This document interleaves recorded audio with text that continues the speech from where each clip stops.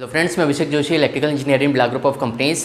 दोस्तों, आज हम लोग बात करेंगे 3 फेज इंडक्शन मोटर के फ्रेम साइज़ के बारे में। एक व्यूअर का मुझे कमेंट आया था कि इंडक्शन मोटर के नेम प्लेट पर जो फ्रेम साइज़ लिखा रहता है, इसका मतलब क्या होता है, इस पर एक वीडियो बनाइए। ये फ्रेम साइज़ की रिक्वायरमेंट क्या है, प्रैक्टिकली ये फ्रेम साइज़ का यूज़ कहाँ पर आता है और इस फ्रेम साइज़ को डिकोड कैसे करते हैं, ये आज हम लोग देखेंगे इस वीडियो में। तो दोस्तों, बिना टाइम वेस्ट किए शुरू करते हैं। तो दोस्तों, 3 फेज इंडक्शन मोटर के नेम प्लेट पर आपको जो फ्रेम साइज लिखा हुआ मिलता है, इसका मतलब क्या होता है, ये समझने से पहले आपको ये चीज़ पता होनी चाहिए कि फ्रेम साइज का बेसिकली यूज़ क्या होता है किसी भी 3 फेज इंडक्शन मोटर के नेम प्लेट पर।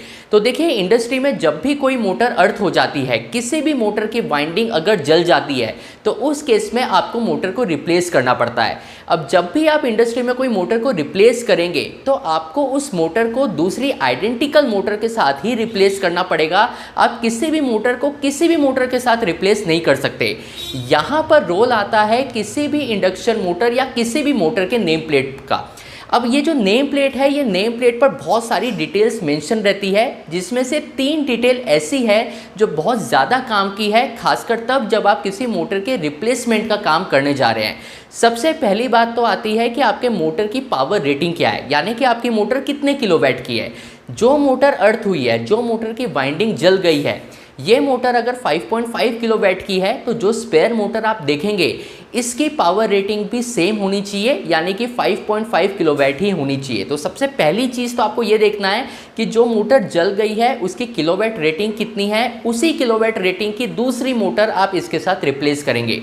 दूसरा क्राइटेरिया आता है मोटर के आरपीएम का, कि आपकी जो मोटर है उसकी मैक्सिमम स्पीड कितनी है। अगर जो मोटर अर्थ हुई है वो 1500 आरपीएम रेटेड की है, तो जो मोटर आप रिप्लेस करेंगे वो भी 1500 आरपीएम का ही होना चाहिए। 1500 आरपीएम की मोटर को आप 3000 आरपीएम के मोटर के साथ रिप्लेस नहीं कर सकते। थर्ड क्राइटेरिया आता है मोटर के फ्रेम साइज़ का। देखिए, जब भी आप मोटर को रिप्लेस करेंगे तो मोटर सेम फ्रेम साइज़ की होनी चाहिए। जो मोटर जल गई है उसका जो फ्रेम साइज़ है और जो मोटर आप रिप्लेस करने वाले हैं उसका जो फ्रेम साइज़ है, ये भी सेम होना चाहिए। अदरवाइज प्रैक्टिकली प्रॉब्लम ये आएगी कि जब आप किसी दूसरे फ्रेम साइज़ की मोटर को लाकर एक फाउंडेशन पर रखेंगे, तो फाउंडेशन पर जो फ्रेम बना रहता है जिस पर आप मोटर को माउंट करेंगे, वो फ्रेम मैच ही नहीं होगा, जिसके वजह से आपकी जो मोटर है ये फाउंडेशन पर फिक्स हो ही नहीं पाएगी। इसलिए जब भी आप मोटर को रिप्लेसमेंट करते हैं, तो किलोवाट रेटिंग, मोटर का आरपीएम कितना है और मोटर की फ्रेम साइज क्या है, ये 3 चीज़ हमेशा देखी जाती है। अगर ये तीनों चीज़ आइडेंटिकल है, तभी आप मोटर को रिप्लेस कर सकते हैं।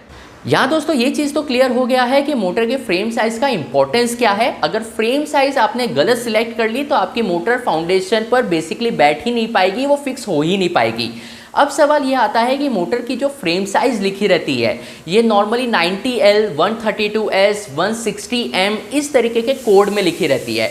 तो ये जो फ्रेम साइज़ की कोड है, इसका मीनिंग क्या होता है, ये चीज़ भी आपको पता होना चाहिए। मान लीजिए हमारे पास एक मोटर है जिसका फ्रेम साइज़ है 132S। अब यहाँ पे 132 का मीनिंग अलग होता है, S का मीनिंग अलग होता है। तो सबसे पहले हम लोग देखते हैं कि 132 का मतलब क्या है। देखिए, आपके मोटर का जो शाफ्ट होता है, वो शाफ्ट का जो सेंटर पॉइंट है, उस सेंटर पॉइंट से लेके मोटर का जो बेस है, इसके बीच की हाइट को हम लोग इस नंबर से डिनोट करते हैं, और ये नंबर हमेशा mm में होता है। यानी कि अगर किसी मोटर की फ्रेम साइज़ 132S है, तो आपके मोटर के शाफ्ट का जो सेंटर पॉइंट है और आपके मोटर का जो बेस है, इसके बीच की जो हाइट है, ये 132 mm है। अगर किसी मोटर का फ्रेम साइज़ 90L है, तो आपके शाफ्ट का जो सेंटर पॉइंट है और मोटर का जो बेस है, इसके बीच की हाइट हो जाएगी 90 mm। तो जो पहले के जो नंबर्स रहते हैं, ये बेसिकली आपको शाफ्ट का सेंटर पॉइंट और आपके मोटर का जो बेस है, इसके बीच के हाइट के बारे में आपको बताते हैं। अब ये नंबर के बाद जो अल्फ़ाबेट लिखा रहता है, ये S हो सकता है, M हो सकता है, L हो सकता है। S का मतलब स्मॉल होता है, M होता है मीडियम के लिए, और L हम लोग लार्ज को कहते हैं। तो अगर आप मान लीजिए 132S हमने एग्जाम्पल लिया था, तो ये जो S है, ये आपके मोटर शाफ्ट की लेंथ को बताता है। अगर M है तो मोटर की जो शाफ्ट है ये मीडियम लेंथ का है, अगर L है तो मोटर का जो शाफ्ट है ये लार्ज लेंथ का है। अब इसकी इंपॉर्टेंस कहाँ है, आप ये भी देखिए कि M के जगह अगर हम S लगा दिए, या 132 के जगह अगर 90 की हम लोग फ्रेम साइज़ ले लिए, तो प्रॉब्लम क्या होगी। देखिए, जब भी आप किसी मोटर को रिप्लेस करते हैं तो मोटर के साथ जो गियर बॉक्स लगा रहता है ये मोटर के हिसाब से एक पर्टिकुलर हाइट पे सेट रहता है और मोटर के एक पर्टिकुलर डिस्टेंस पे सेट रहता है। अगर मान लीजिए जो मोटर जली है उसकी फ्रेम साइज़ थी 90L, यानी कि उसकी जो हाइट थी, उसका जो शाफ्ट का जो सेंटर पॉइंट था और मोटर का जो बेस था, इसकी हाइट तो हो गई 90 mm और इसका जो लेंथ है शाफ्ट का ये लार्ज कैटेगरी में आता है। अब आपने जो दूसरी मोटर लगाई है उसका फ्रेम साइज़ है 132S, तो यहाँ आपकी जो हाइट है ये तो 132 mm हो गई, यानी कि आपके मोटर का जो शाफ्ट का सेंटर है उसकी हाइट अब पहले से ज़्यादा बढ़ गई है।